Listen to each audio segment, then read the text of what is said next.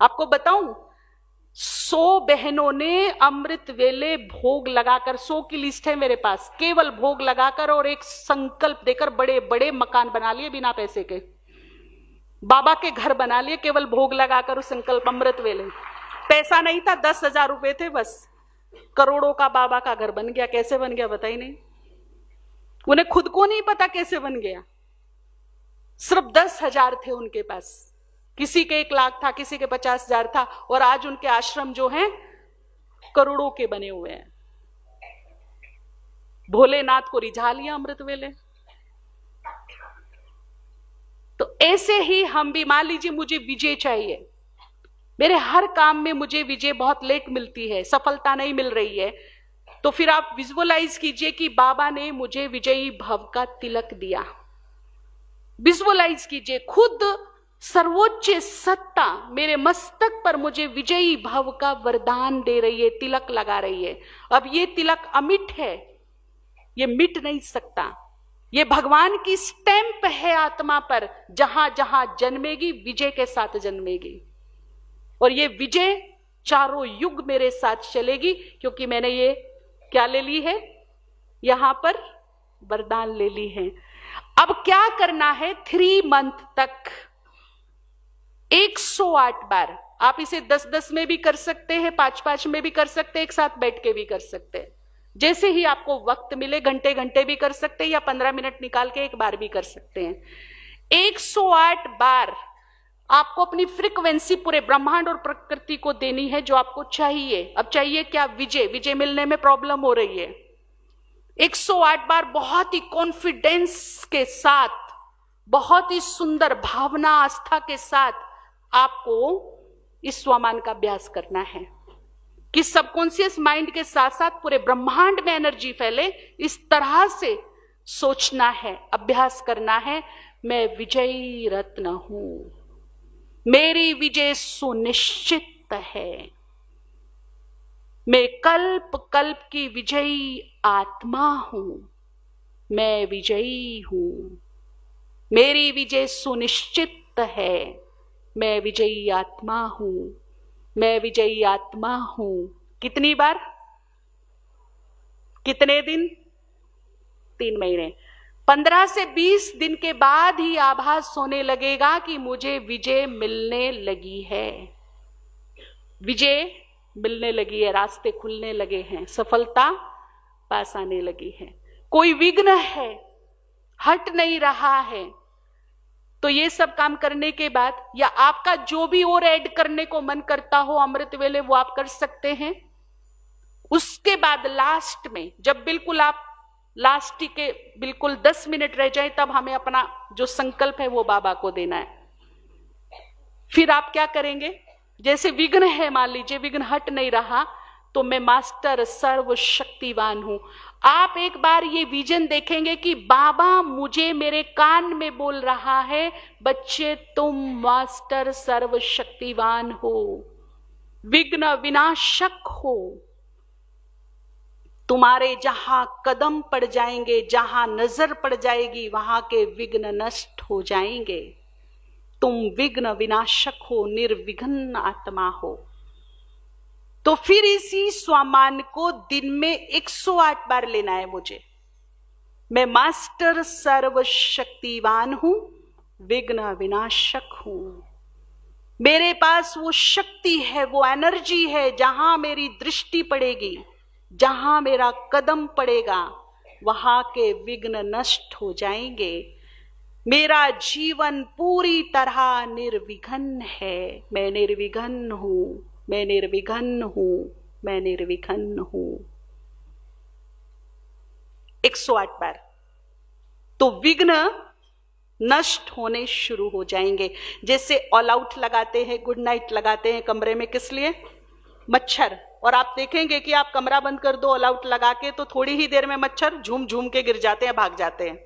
तो जैसे ही मैं यहां ये स्वमान का अभ्यास करूंगी, वैसी ही एनर्जी निकलेगी और विघ्नों को रोक देगी, मेरे ओरे तक उनको आने नहीं देगी, आने ही नहीं देगी, रोकेगी उनको, पावरफुल ढंग से रोकेगी। इसमें यह है कि मेरा अभ्यास कितनी एकाग्रता के साथ हो रहा है, फ्रीक्वेंसी जो है, एनर्जी जो है वो किस फोकस से बाहर आ रही है। ये सबका अपना अपना लेवल होगा, वो अलग बात है, लेकिन रोकेगी। और चाहिए क्या इसमें? आस्था और विश्वास। ये ध्यान रखिए, सबकॉन्शियस माइंड भी, पूरा प्रकृति और ब्रह्मांड भी, और शिव बाबा भी केवल आस्था और विश्वास की ही भाषा समझता है। ये होना मस्ट कंपलसरी है कि होगा कि नहीं होगा पता नहीं, कर तो रही हूं, होगा कि नहीं होगा पता नहीं, डाउट बिल्कुल नहीं, 100% होगा ही। Positive plus powerful. मैं मास्टर सर्वशक्तिवान हूं, विघ्न विनाशक हूं, ये तो हो गया पॉजिटिव थॉट, लेकिन पावरफुल इसमें क्या करना है? होगा ही।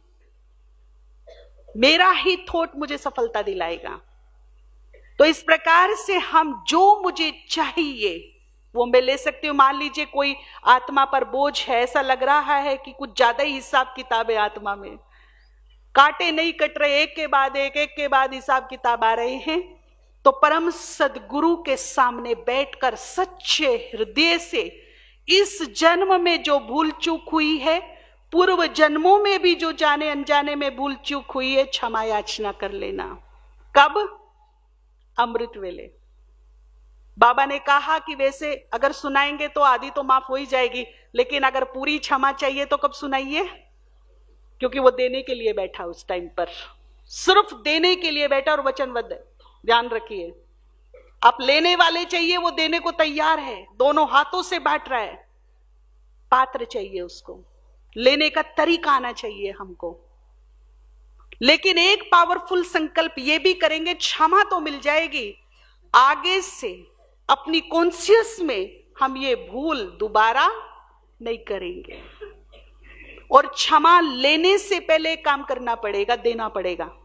जिन्होंने भी मुझे कष्ट दिया, तकलीफ दी, परेशानी दी, मेरा दिल दुखाया, रुलाया, पर कुछ भी किसी भी प्रकार का कष्ट दिया, तो सबसे पहले क्या करेंगे? उन सभी आत्माओं को क्षमादान अपनी ओर से दे देंगे, उन्हें अपनी ओर से हर कर्म बंधन से मुक्त कर देंगे, बड़े सुंदर और पावरफुल संकल्प के साथ। तो एक कहावत है कि रात को तुम दूसरों की गलतियां माफ करोगे तो सुबह तुम्हारे भगवान भी गुनाह माफ कर देगा। जो दोगे वही मिलेगा। तो पहले आत्माओं की गलतियों को, चाहे वो इस जन्म की हो या पूर्व जन्म की, हम माफी देंगे, क्षमा देंगे, चित्त को शांत करेंगे, दुआएं देंगे उनको, और फिर बाबा से लेंगे तो बहुत इजीली मिल जाएगी, क्योंकि लेन देन हो जाएगा ना। फिर इधर दिया, इधर मिल गया, हो सकता है। और क्षमा देना मतलब क्या है? भूलों को भूल जाना। ये नहीं कि पिछले जन्म की आत्माओं को तो हम नहीं जानते, इस जन्म की आत्माओं को जानते हैं, माफ कर दिया, सुबह कष्ट दिया, तकलीफ दी, नाम खराब किया, कुछ भी किया, माफ कर दिया, लेकिन जब वो सामने आया तब क्या किया? तब मेरे लिए चैलेंज है। अगर मेरे मन में उसके लिए एक भी बुरा ख्याल ना आए, नेगेटिव संकल्प ना आए, उसने जो गलती की वो मुझे याद ना आए, तो मैंने क्षमा कर दिया, यानी कि भूलों को भूल गए, फॉरगिव फॉरगेट। और यदि भूले याद हैं, भूले मुझे परेशान कर रही हैं, इसने मेरे साथ ये किया, देखो बहन जी ने कहा ना माफ तो कर दिया, परंतु इसने मेरे साथ कसरत नहीं छोड़ी, इसने ये भी किया ना, इसने मेरे साथ वो भी किया ना, देखो ऐसा भी किया, देखो इसने वैसा भी किया। अगर मुझे याद है और मैं याद कर रही हूं, चिंतन कर रही हूं, वर्णन कर रही हूं, सुन रही हूं, सुना रही हूं, कोई दूसरा भी मिल जाता, देखो ना इसने तुम्हारे साथ क्या किया, और मैंने सुन लिया, तो मैंने उसको क्षमा, अरे कोई बात नहीं, जो हुआ सो हुआ, मैंने माफ कर दिया, वो सुखी रहे। कैसा एटीट्यूड होना चाहिए? अगर दिमाग में भी ख्याल आए तो मैंने उसको क्षमा कर दिया, वो सुखी रहे, खुश रहे, निरोग रहे। मेरी जितनी शुद्ध वृत्ति होगी, मैं उसकी वृत्ति को उतना ही अपने फेवर में ले सकती हूं, लेकिन मेरी ही विरुद्ध वृत्ति होगी तो वो मेरा विरोधी बनता चला जाएगा। तो मुझे अपनी शुद्ध वृत्ति करके उसे शुभ भावनाओं का दान देना है, तो वो दोस्त बन जाएगा। देखना धीरे धीरे आपको लगेगा अरे ये तो बहुत बदल गया। बदला वो नहीं, कहां से बदला? पहले हम बदले यहां से, फिर वो बदला। एक को पहला कदम उठाना पड़ेगा बदलाव का। अगर हम अपने अंदर की वृत्ति को बदल देंगे तो उसकी भी वृत्ति को बदलने की क्षमता है मेरे अंदर, मैं उसकी भी वृत्ति को बदल सकती हूं। तो इस प्रकार से हम अमृत वेले को सफल बनाएंगे, भरपूर लाभ लेंगे।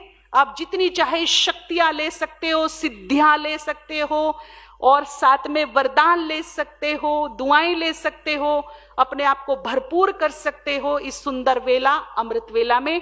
लास्ट में एक कहानी सुना करके मुझे प्रेरणा कब और कहां से आई, तो ये जो सरदार लोग होते हैं ना, सिख लोग, इनके यहां भी, इनके शास्त्रों में अमृत वेले का बड़ा भारी महत्व है।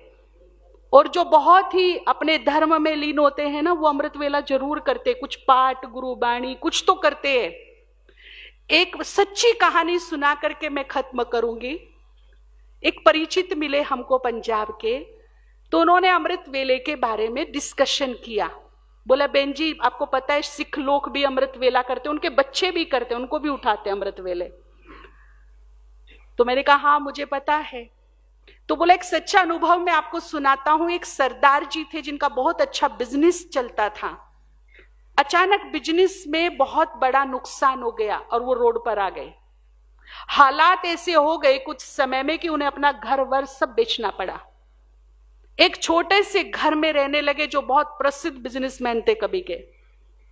लेकिन धीरे धीरे हालात इतने बिगड़ गए कि अब खाने को अन्न भी नहीं था उनके पास। बहुत तकलीफ से गुजर रहा था उनका परिवार। किसी ने राय दी कि कोई सिख गुरु हैं उनसे जाकर मिलो, उनसे राय लो, वो कोई रास्ता बताएंगे। तो सरदार जी उन गुरु जी के पास गए। उन्होंने जाते ही पूछा भैया अमृत वेले करते हो क्या? तो उसने कहा नहीं। तो बोला कि पाप का प्रभाव बहुत ज्यादा आया है, उसको काटने के लिए इमीडिएट पुण्य की आवश्यकता है। तो उसने कहा इमीडिएट पुण्य क्या करूं? बोला तुम अमृत वेले तो करते नहीं हो, अगर तुम्हें इमीडिएट पुण्य चाहिए, अपने तरीके से उन्होंने बताया कि जो मैं कहूं वो करोगे? तो बोला हाँ करेंगे। तो बोला अमृत वेले उठना, अमृत वेले उठना, गले में ढोल डालना और अब गली गली में जाके ढोल बजाना, सोए हुए को जगाना कि ये बेला नहीं है सोने की, ये बेला है भाग्य बनाने की, अब जग जा अब उठ जा। ये इस तरह से कुछ उनकी गीत बताया, उसको एक कविता बताई कि ये बजाते रहना और गाते रहना। कोई तुझे गाली भी देगा कि नींद खराब करने आ गया, लेकिन डरना नहीं। अगर 100 में से 10 भी उठ गए और गुरुवाणी का पाठ कर लिया तो तेरा इमीडिएट पुण्य बढ़ जाएगा। तो उसने कहा ठीक है, ये सच्ची कहानी है, किताबी कहानी नहीं है, वो लोग अभी भी है। तो उसने यही किया, उसने गले में ढोल डाला बड़ा सा और बजाना शुरू कर दिया और गलियों में निकल जाता सुबह सुबह, सबको जगाकर फिर आकर खुद पाठ करता। कुछ ही दिनों में उनके दिन बदल गए, रियली रास्ते मिलने लगे, दोस्त मिलने लगे, वापस वो जो डाउन हो गए थे अप होने लगे। आज भी उनका परिवार है, तीसरी पीढ़ी है, वो कनाडा में है, मल्टी मिलियंस हैं वो लोग, अरबों खरबोपति हैं, परंतु आज भी ये काम करते हैं। कनाडा में तो नहीं करते, उनका गांव है पंजाब में।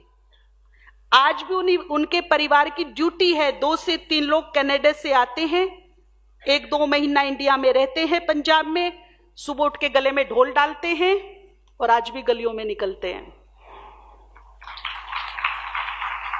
अमृत वेले से उन्होंने सोचा नहीं था कि हमारी इस तरह से तकदीर बदलेगी। केवल अपने भक्ति करके उन्होंने तकदीर बदल ली। या तो स्वयं भगवान भाग्य बांट रहा है तो हमारी तकदीर नहीं बदलेगी क्या? बदलेगी कि नहीं बदलेगी? तो अमृत वेला कीजिए और बहुत ही सुंदर प्राप्तियों का समय है, मनचाही प्राप्तियों का समय है, वरदान लेने का समय है।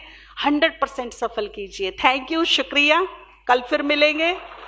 बहुत बहुत धन्यवाद आपका।